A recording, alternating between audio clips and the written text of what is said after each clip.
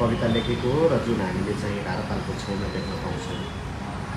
नमस्ते साथीहरू, हामी चाहिँ मेरो 1 वर्षको छोरी, मेरो श्रीमती र म हामी पहिलोपटक राराको यात्रामा निस्केका छौँ। हामी चाहिँ काठमाडौँबाट नेपालगञ्जसम्म प्लेनमा र नेपालगञ्जदेखि पनि ताल्चा चाहिँ प्लेनमा गएर त्यसपछि चाहिँ ताल्चादेखि अलिक माथि लिमिचौर भन्नेसम्म गाडीमा, त्यसपछि चाहिँ हिँड्दै गएका थियौँ। हामी रारा चाहिँ मनसुनको बेलामा गएको हुनाले अत्यधिक सुन्दर देखिएको छ। यहाँ गाईहरूको बथान, भेडा बाख्राहरूको बथानले रारालाई चाहिँ झनै सुन्दर र झनै राम्रो देखाएको छ।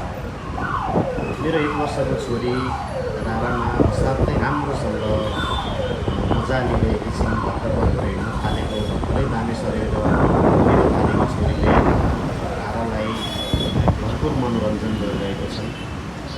उनको यो पहिलो कर्णाली यात्रा हो। उनी रारापछि जुम्ला हुँदै मुगुबाट जुम्लासम्म गाडीमा गएर त्यसपछि जुम्लाबाट पुनः प्लेनमा फर्किने योजना छ। कताबाट खिच्ने आउँछ हामी टाढा, हामी कताबाट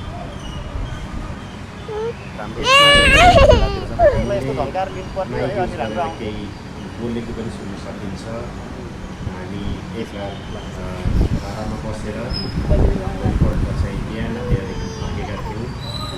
यो चाहिँ बच्चालाई त्यहाँ इन्स्ट्यान्ट लिटो एउटा लिटो हामीले चाहिँ रेडिमेड लिटो लिएर गएका थियौँ। त्यो बच्चालाई लिटो बनाएर खुवाइसकेपछि हामी पुनः तालको छेउछेउ हिँड्दै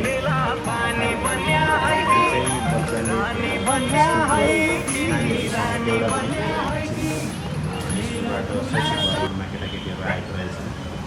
त्यसपछि भोलिपल्ट बिहानपल्टिको दृश्य हो।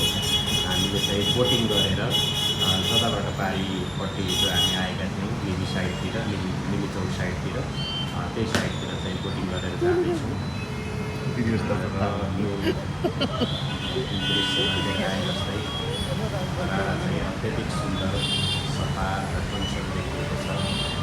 यहाँहरू पनि यसरी